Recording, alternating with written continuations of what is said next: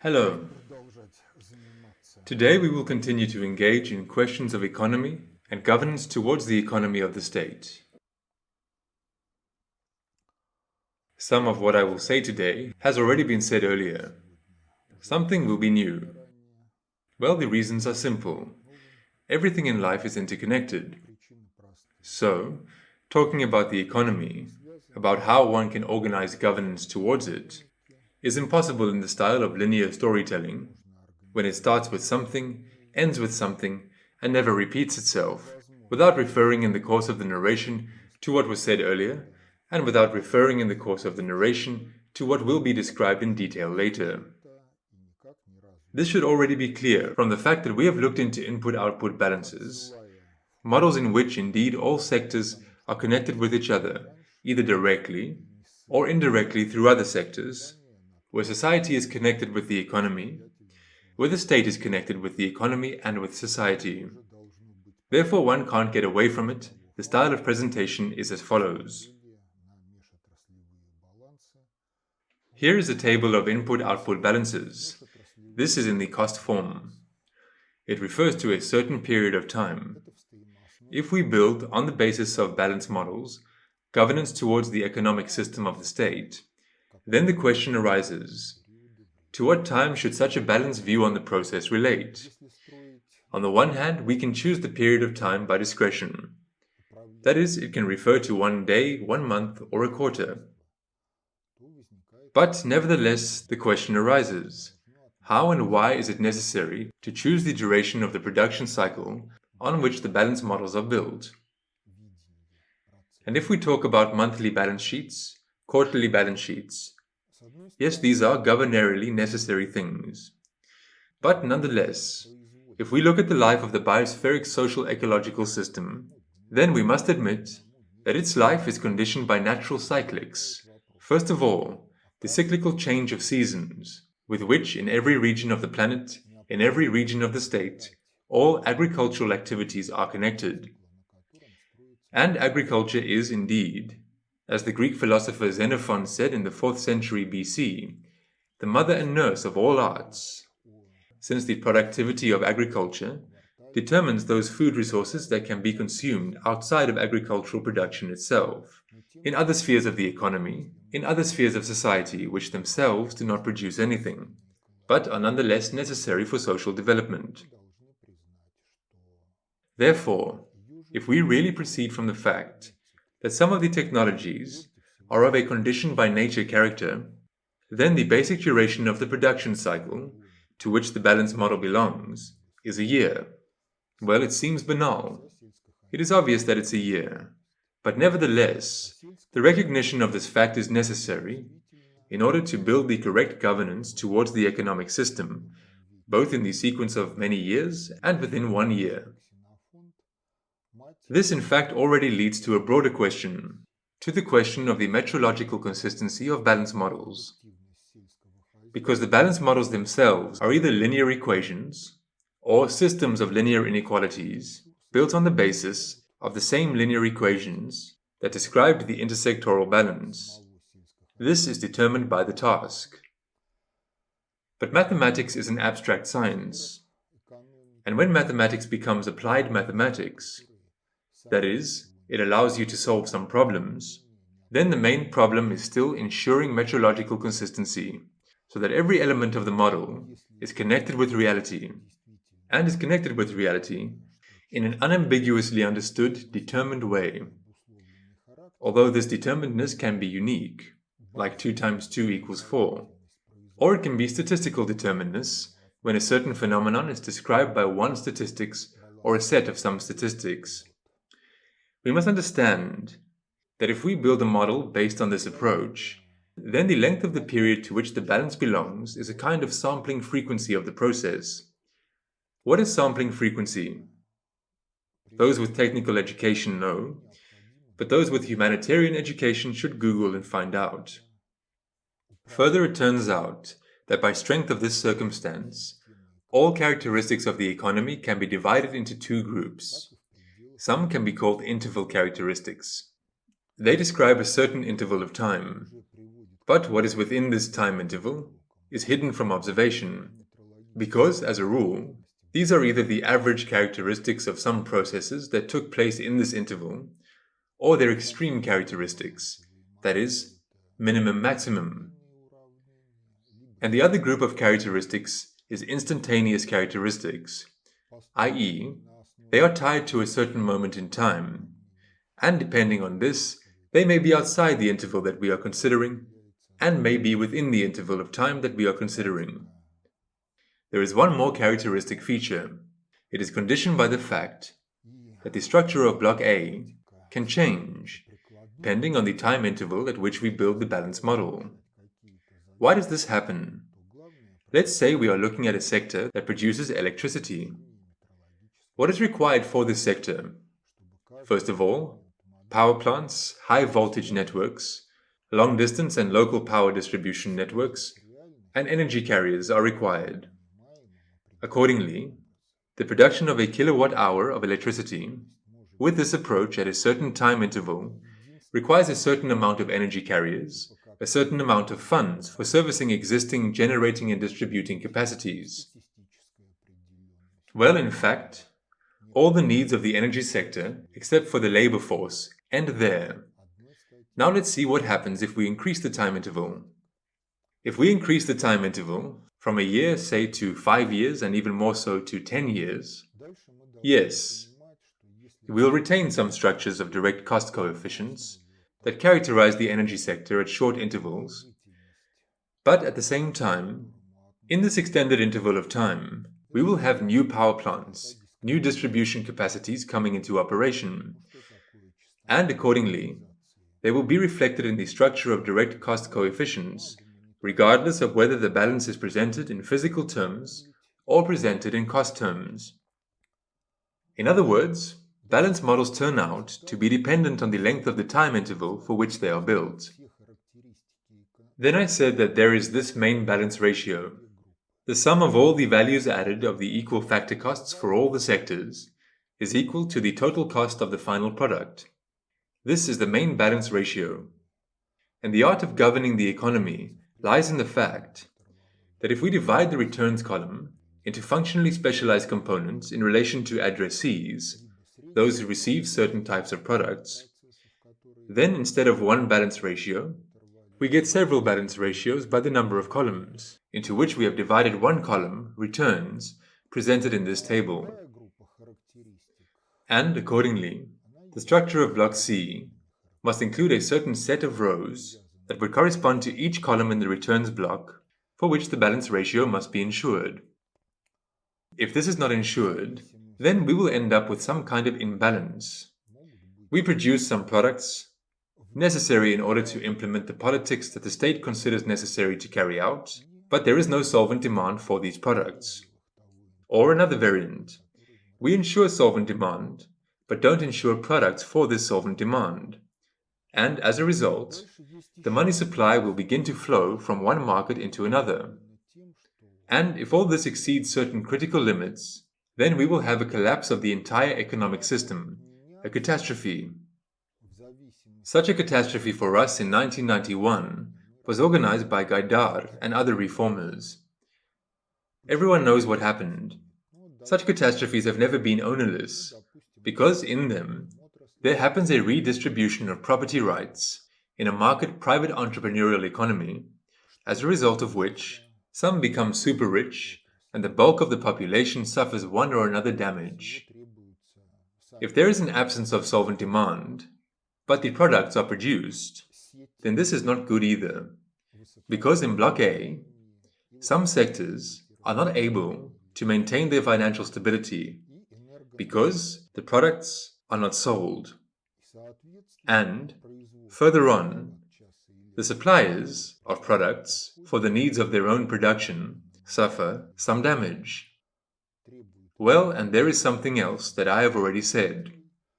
If we sum up the cost of the entire final product according to the rows of Block B, and sum up the cost of the entire gross product also according to the rows of Block B, then the ratio of the cost of the final product to the cost of the gross product is a kind of energy conversion efficiency of the economic system of the state. Let's turn to the right side of this slide for a list of functionally conditioned costs.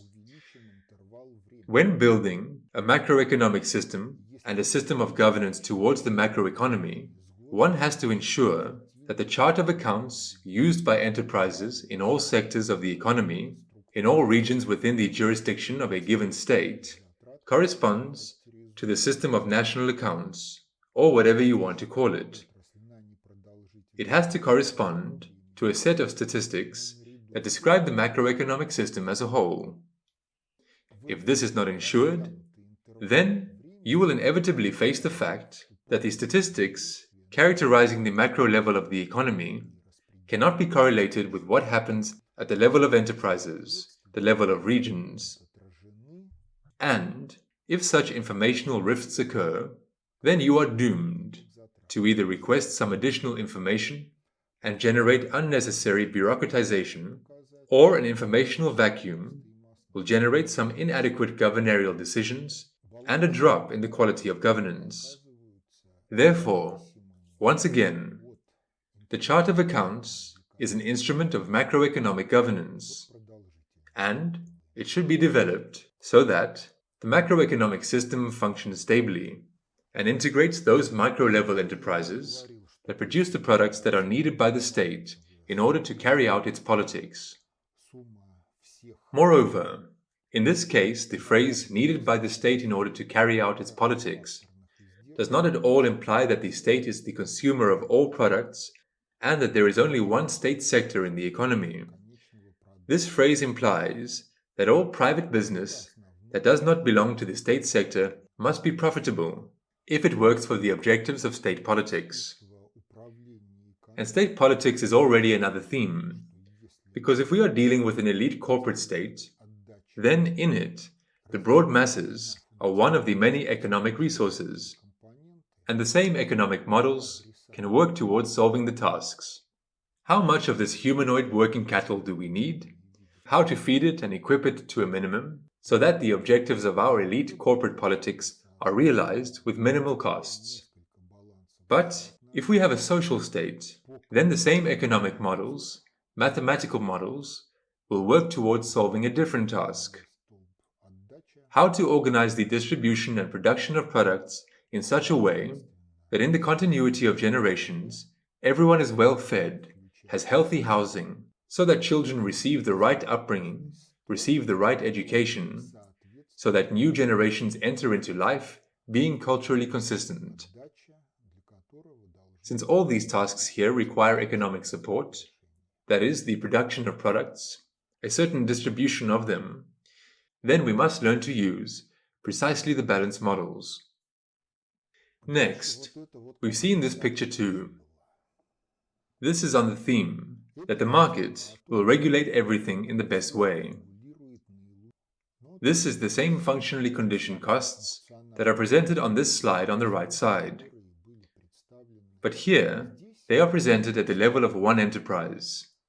They are presented as a sequence of layers. One is placed on top of the other for the entire set of sectors. And if you look at this picture, then we see a portrait of the financial layer, a portrait of the very market mechanism that, as we were told, will regulate everything in the best way. Only in the defaults there remains one thing. It will regulate everything in the best possible way if someone can attune this financial layer to the very best image of the economic future. How can one attune it? As long as we consider the financial credit system as a boundless sea of finance, and some financial certainty exists only in our wallet, and it's desirable that there is more of this financial certainty in our wallet, we will never attune it, for the simple reason that such an understanding does not correspond to the tasks of attuning. Such an understanding corresponds to the level of those who live and make some kind of sale and purchase transactions in the financial climate that those who attune have generated. And if we talk about attuning all of this, then this is what it should be. Here the main ratio is S plus C divided by S plus C equal to 1. This is a mathematical expression of the answer to the question that I have already mentioned. How much money there is in the financial credit system. There is always 100% of money in the financial credit system, and this 100% is expressed in nominals. And these nominals are present in our accounts, they are present in our wallets in the form of cash, shares of this 100%. And accordingly, if we look at such a fraction, then we must understand that all accounting at the level of the macroeconomy, this is operating with some simple fractions, in the denominators of which there are S plus C, and in the numerators of which there are certain nominal amounts.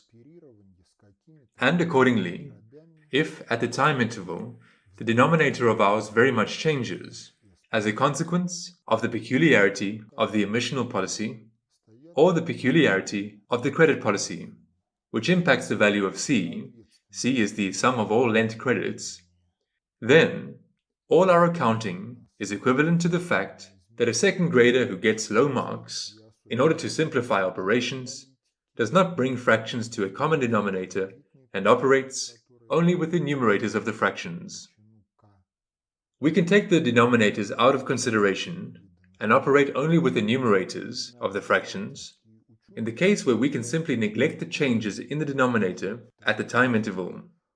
If the changes are too great, then we will have troubles, because during this time interval, these are the layers that make up the entire financial layer that impacts enterprises. They will have some breathing space, and somewhere they will become unacceptably thinner. But behind all these layers, there is also the price current for the products of every sector. The price current for the products of certain services provided to the enterprises of the sector. And in fact, our economy will crumble. Therefore, there can be no quick movements connected with a change in the denomination in which the following is expressed: S plus C equals 1, with a division by S plus C. And nonetheless, at the present time, as I understand it, in no country of the world are macroeconomic statistics reduced to the expression of indicators in the dimensionless, according to S plus C, financial credit system. Therefore, situations are possible where politicians say that funding of something this year has grown by 20%, and this is an indisputable blessing. But if you use the dimensionless, according to S plus C, financial credit system, you will find that this 120% of the nominal funding is 80% of the funding that was last year, due to the fact that the nominals increased and the fraction became smaller in the absolute value. But if there is less here, then since there is always 100% of money in the financial credit system, then somewhere there is more. And if there is more, then the question arises: can these financial resources be used for blago by those who got them? And according to this circumstance, all state statistics, all analytics of the functioning of the macroeconomic system should be carried out in a dimensionless form, proceeding from the fact that there is always 100% of money in the financial credit system, and all other financial indicators are a certain share of this 100%. Or if it covers many time intervals, then there may be a value greater than 100%. The cost of some long-term programs of state politics may be more than the amount of money in circulation. If we want everything to be good, then the state has to carry out governance towards the biospheric-social-economic system in accordance with this cyclics. This cyclics conditions the interconnection of natural, intrasocial processes and processes of economic support for the entire politics of the state in all its aspects. You can't get away from this.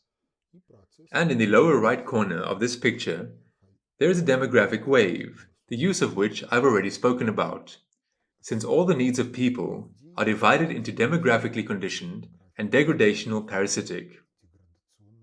Demographically conditioned needs are necessary for a society to live and develop, while degradational-parasitic ones, in one way or another, damage this society and destroy its bright future. Therefore, they must in some way be eradicated. In relation to the tasks of macroeconomic governance, this circumstance means that demographically conditioned needs should be taken into account in the vector of objectives of social development, in the vector of objectives of governance towards the economy. And in fact, They form those useful returns that the economy gives. That is, if we return to this picture, they are right here. But along with them, there are also degradational-parasitic needs. But if they are different in their consequences, then in this system, degradational-parasitic needs and demographically conditioned needs in the composition of the final product should be represented by different columns. And if we talk about the energy conversion efficiency of the economy, then degradational-parasitic needs should be excluded from vector F when evaluating useful returns, because they are really degradational-parasitic and harm society. However, it would be wrong not to take them into account on the balance sheet, because in this case the balance model will immediately become inadequate to what factually happens. It is possible to prohibit production at the level of legislation, at the level of the functioning of the law enforcement system, but this has its own limits of effectiveness, because suppose, if we cease the production of alcoholic beverages, then the psychology of society, the psychology of many social groups is such that people will immediately start to make moonshine, and this moonshine will be of low quality, which will have its negative consequences. Someone will die of it much earlier, and simply out of foolishness. Well, among other things, those foodstuffs that society needs for a normal life will be processed into moonshine. Therefore, the task of nullifying degradational parasitic needs cannot be solved exclusively by financial, economic, and forceful methods. The task of nullifying degradational parasitic needs and production for their provision is a pan-cultural task that is solved by non-economic in their essence means. The system of education, the system of upbringing, the mass media, which should form the world understanding and the enraviousness of the generations entering into life, so that these types of products are not in demand, and should have an unreasoning impact on adult generations, for whom certain components of the degradational parasitic spectrum of needs have become simply an integral part of their lives. But this kind of activity, which is not of an economic, financial economic character, nonetheless it also needs financial economic support, and accordingly these tasks should in some way be reflected in the balance models. If we talk about this picture, then this picture shows how demographically conditioned needs change, that is, the vector of objectives of governance towards the economy, depending on the demographic policy pursued by the state. But if we talk about the demographic policy of the Russian Federation, then it exists only in words, because if we turn to reality, then the country is dying out. The biological growth of the population is negative. But a demographic policy includes not only the questions of reproduction of the biomass of the population, it also includes other aspects. The first is medical biological aspects. That is, the population should get healthier from generation to generation. In our country, even though the population is declining, new generations are inferior to older generations in terms of health indicators. This can be seen from the example of a survey of school children from the 1st grade to the 11th grade. On the internet there is a presentation of the results of a survey of school children of 4 Moscow schools made within 11 years from the 1st grade to the 11th. The author is Professor Doctor of Medical Sciences Irina Kalmanovna Rapoport. With this, she spoke in the public chamber of the Russian Federation, but in state politics, no effective measures were taken to change the situation and tendencies. Further, there is such an objective law. If there is biological degradation of the population, then it's followed by socio-cultural degradation. New generations turn out to be culturally inconsistent. They are not only unable to develop culture, they are not even able to master the culture of their ancestors. One of the aspects of the formation of cultural consistency of new generations is the functioning of the system of education. Our system of education has also degraded. If you don't rely on the reports which bureaucrats make about their successes, then today's youth practically does not know history at all. Most of the texts for them are a lot of letters. They are not able to extract meaning from these texts on their own. In fact, they also do not know how to think. And this is also the result of a certain demographic policy. since it's inappropriate to single out and divorce the policy in the sphere of education from the demographic policy of the state. There is another psychological stereotype, prejudice. It consists in the fact that many believe that the economy dominates everything, and therefore it determines all demographic processes. Such a prejudice, when it exists within the framework of the liberal market economic model, completely excludes the demographic policy of the state, because it turns out that the market will regulate everything in the best way, and accordingly, if it regulates demography in the best way, then the state has no reason to invade this sphere. But if the state sets the objectives of demographic politics, that is, the size of the population should be within the capacity of the demographic niche, the dynamics of population reproduction should be such that in regions where the ecology is unfavorable, natural population growth should be negative, and where the ecology is good, there the natural population growth should be excessive in relation to the capacity of the ecological niche, so that the flow of the population from ecologically safe regions to not very ecologically safe regions would be ensured, and thereby the health of the population in these regions would be ensured.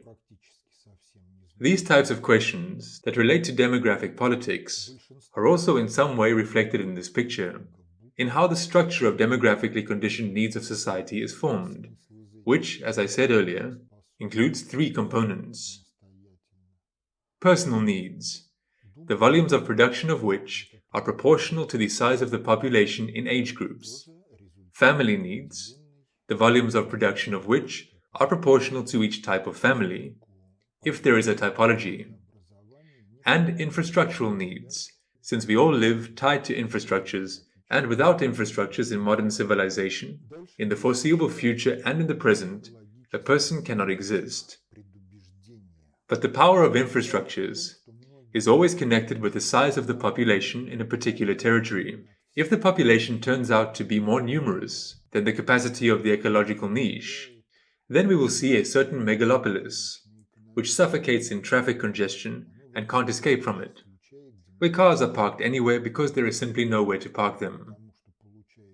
If someone parks his car on the lawn, it is not because he is a villain, but because the territory was planned by idiots in such a way that the population density and the density of cars are extremely high, and it's impossible to live comfortably in such conditions. This is an indicator of how the market regulates everything, including the urban planning policy, including through the corruption component, due to which compact building prevails, bringing more income than senseless investments in infrastructure, which are essentially social inheritance and social property. And if we have such a demographic wave, its passage as a consequence of our demographic policy, then we have a vector of objectives of governance towards production and distribution of products for each cycle, at a time interval from now to the distant future. We have reliable, at least should have reliable statistics about the past, which allows us to identify in the life of society certain objective interconnections of statistics of various kinds. And this leads to the question of how to link the balances of different sectors, balances of different time intervals, into a chronological succession of balances that describe the economic future. You've also seen this picture. Last time we looked through it superficially. There is a chronological axis here, time t. The chronological axis is divided into time intervals delta t. They are numbered from 1 to m plus 1. Index k, delta t kth. For each such time interval, we can build a balance. In order to build a balance, we need to know how the vector of objectives of governance towards the macroeconomic system changes over time. There is a thick dotted line here. It is, at the initial moment of time, the highest located above the chronological axis.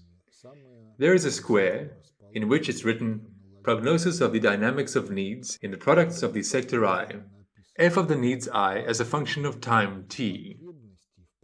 This graph is drawn for certain sector I.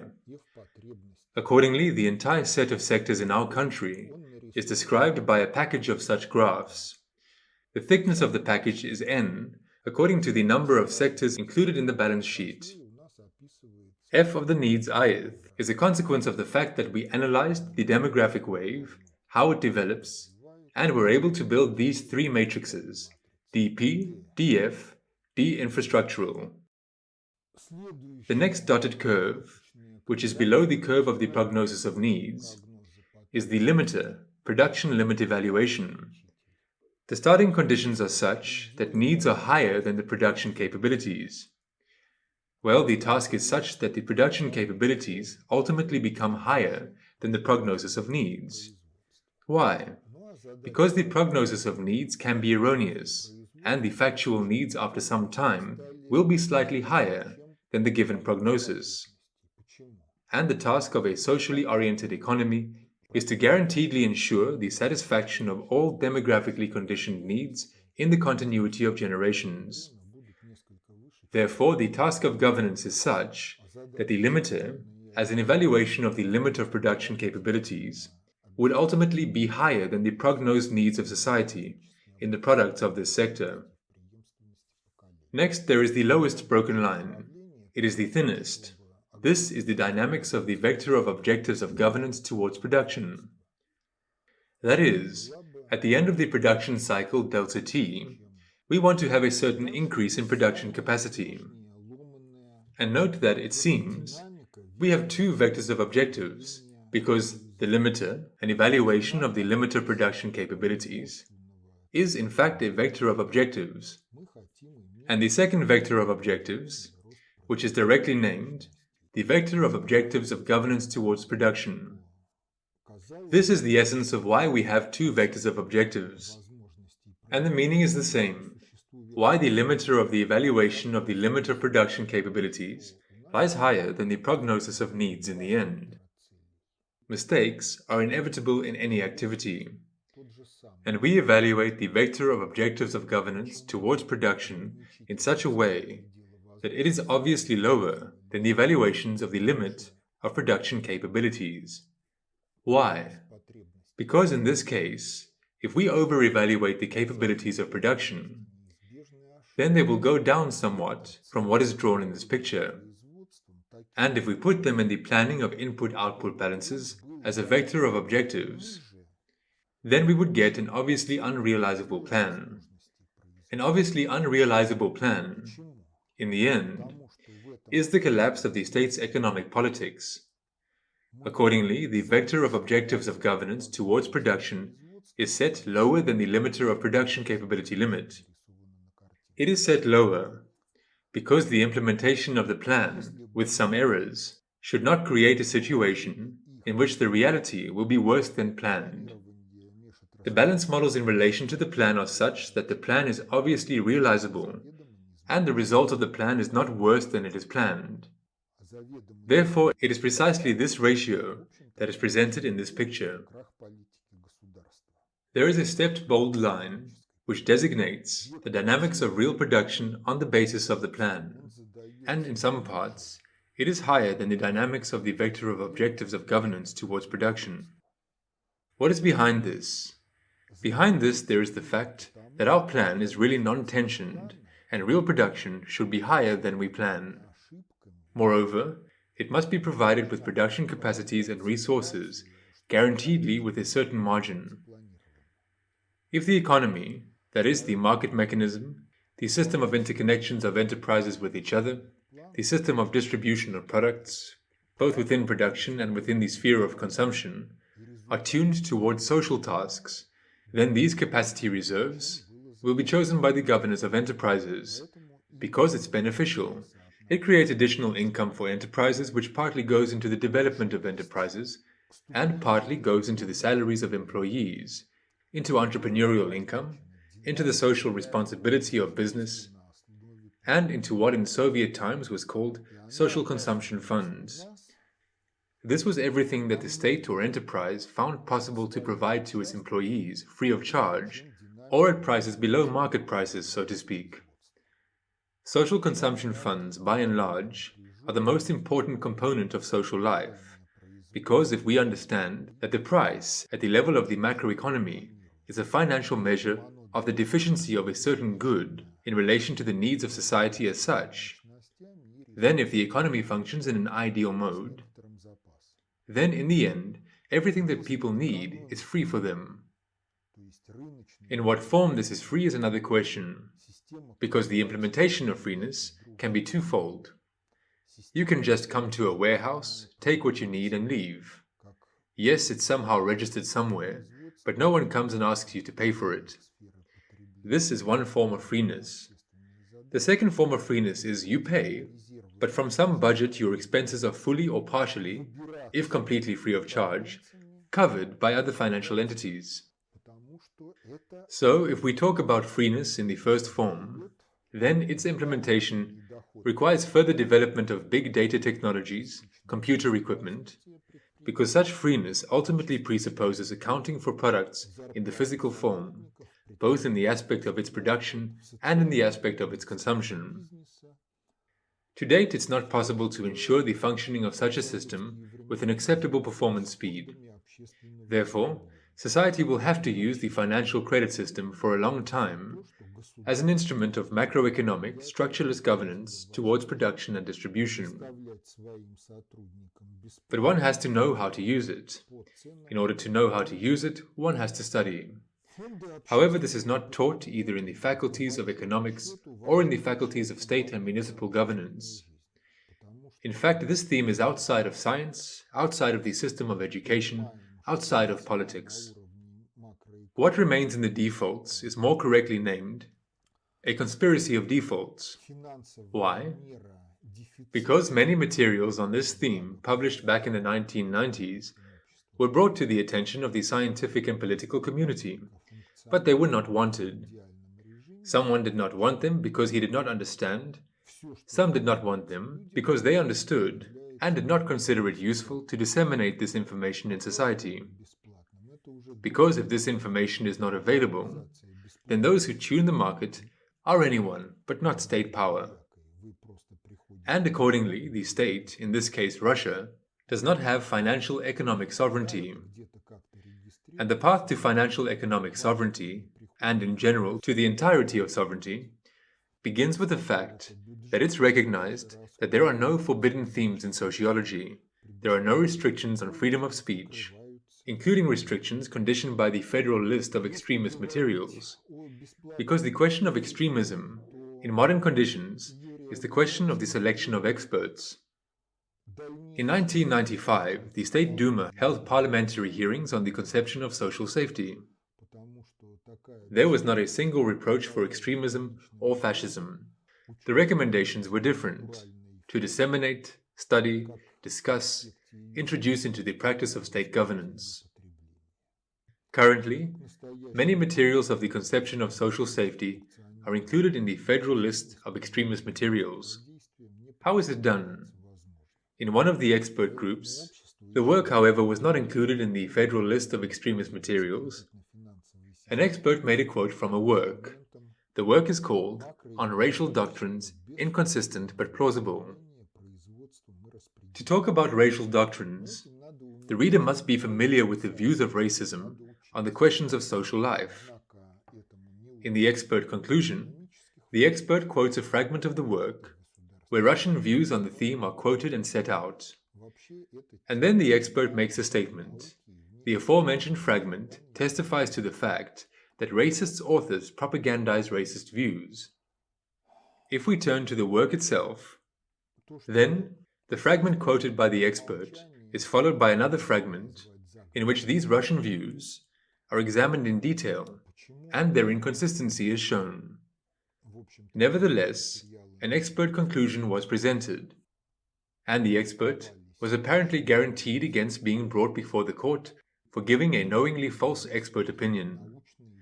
Therefore, as long as there is this federal list of extremist materials, there is no freedom of speech in science. Freedom of thought is suppressed, and this will not bring anything good in the future. Among political analysts, such an event as the ban on teaching philosophy, sociology, and political science in Japanese universities passed unnoticed, without proper understanding. Some treated this message with humor. But if you look deeper into the question, the Japanese imposed a ban on the use in the country, in future generations, of the scientific methodological support of state governance and governance in business, which was produced by the West, and thanks to which Japan was deprived of financial economic sovereignty, and as a result, sovereignty in general. To put it another way, Japan has taken a step towards the restoration of intellectual sovereignty, and further this will be followed by the restoration of the entirety of sovereignty. But so far, we have the federal list of extremist materials that are fabricated, according to discretion, by selecting experts who make a conclusion on request, and they do not analyze what is actually written in relation to the context in which it was written or said. So Russia does not have prospects for restoring sovereignty in its entirety. This also applies to the question of what social consumption funds are. Further, note that this is the dynamics of real production based on the plan. This is the step line. Where the interval is marked with dots, it does not have an index. It is discontinuous. That is, it implies that delta t kth is a certain interval. It is followed by another interval, and there is a sequence of time intervals delta t. And each of the time intervals is described by its own intersectoral balance. An intersectoral balance, as I said at the very beginning, is an interval characteristic. In other words, it refers to an interval of time, but not to some moment within this interval, not to a sequence of moments. Real production described by balance models are stepped lines, precisely because the balance refers to a time interval, but not to some point of time within the interval. What happens within this interval? The balance model with delta t step cannot say. This requires other balance models with a smaller step, which would in some way connect at this time interval delta t. In this case, what I said earlier will happen. If interval delta t changes, then, at the same time, the structure of matrix A also changes. The coefficients of direct costs, because what are actually investment products and will ensure the sector's output at subsequent intervals, fall into production consumption at a given time interval. But at any sampling frequency, with any duration of time interval delta t, two adjacent successive time intervals are connected to each other through investment products.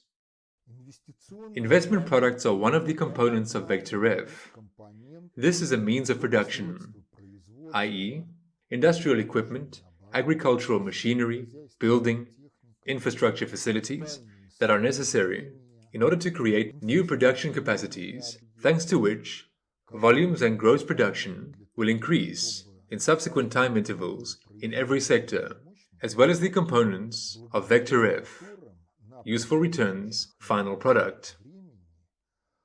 That is, if there are investment products here, then every package of investment products consumed by every sector corresponds to a certain increase in production capacity. It is thanks to this circumstance that we get the opportunity to link the balances of successive time intervals with each other. And it turns out that if for time interval delta t1, we build several planned balances with different distribution of investment products for sectors, with different costs of investment products, then we will have different balances for the next time interval and for all subsequent ones. To put it another way, in relation to balance models, in relation to the development of the macroeconomic system, the distribution of investment products, packages of investment products for sectors, this is a means of governance towards the macroeconomy. There is one more circumstance here.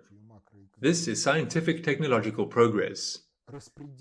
Imagine a situation in which delta t1 is the current balance of our time, for example, of that 5-year plan in which we live, and delta tm plus 1 is the balance in around 20 to 30 years.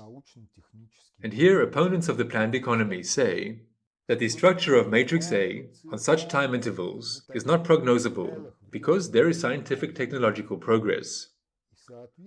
And accordingly, if there is scientific technological progress, then all these subsequent balances, the further from the present time, the more the planned balances will differ from the factual ones. And in order to implement the plan, you must stop scientific technological progress. One of the reasons that the USSR does not exist, together with its planned economy, is precisely this approach, that the planning system was entrusted with the task of tuning exactly how much of which products, on the basis of which technologies, will be produced in the future. And the further we go into the future, the greater the discrepancy between plan and reality, if the economy is sensitive to scientific technological progress.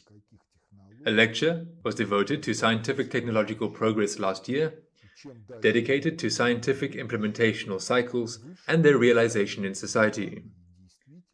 It turns out that scientific technological progress is not carried out at the level of ministries and industrial agencies, but is carried out at the level of microeconomy, at the enterprises themselves. At one time, it is expressed in some research and development solutions, in some technologies. The next time it will be expressed in research and development solutions and technologies that deny past research and development solutions, push out past technologies. And due to this, with the physical accounting of products, the matrix of direct cost coefficients will indeed change. But if we turn to the cost form of accounting, then we understand that there are functionally conditioned levels of costs. And regardless of the technologies and research and development solutions that are used in a particular era in the economy, there are always these very costs.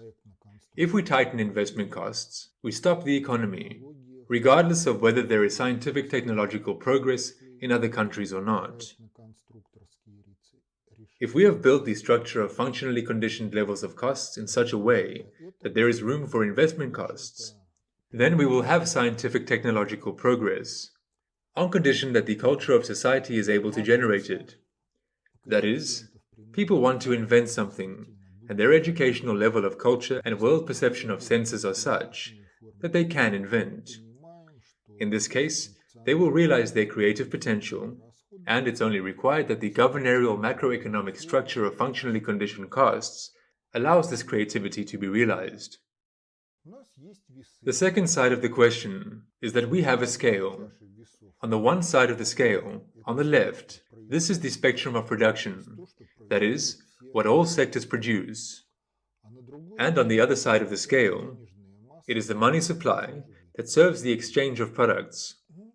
The money supply, as I said, is always 100%, and this 100% is only expressed in nominals. While in real products, the energy supply capacity of the economy is expressed.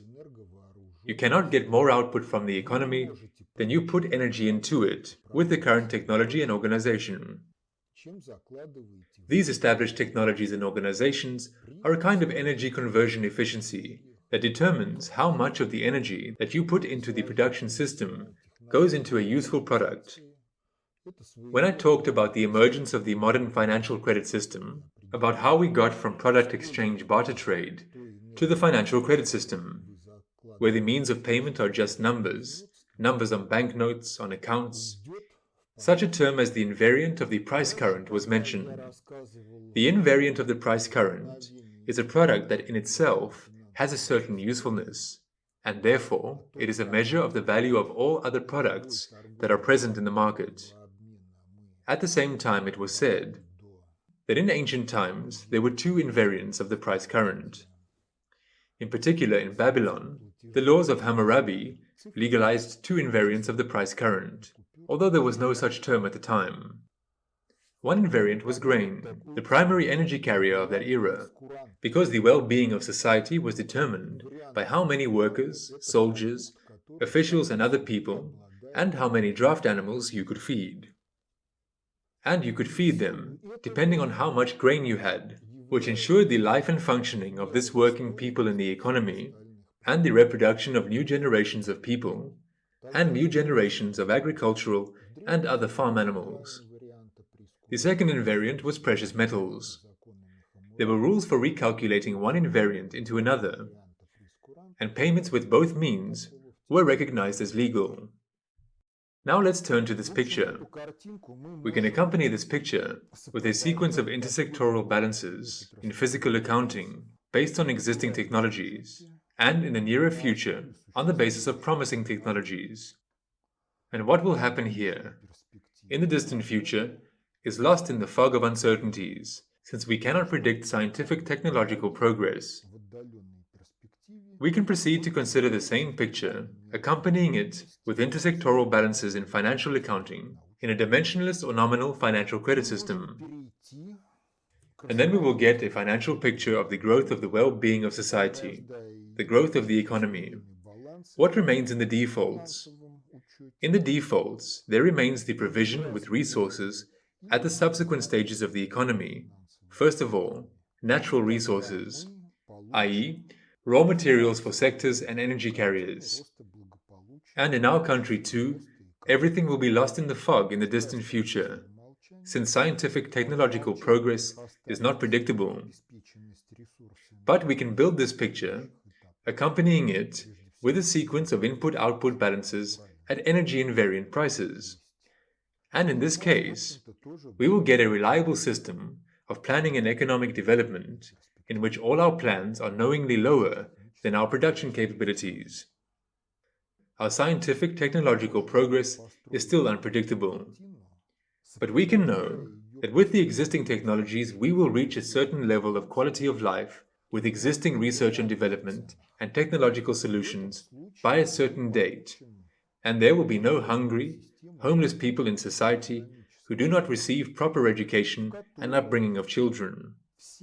Well, the question arises, where does scientific technological progress go with this approach? It goes into the margin of stability of the planning system.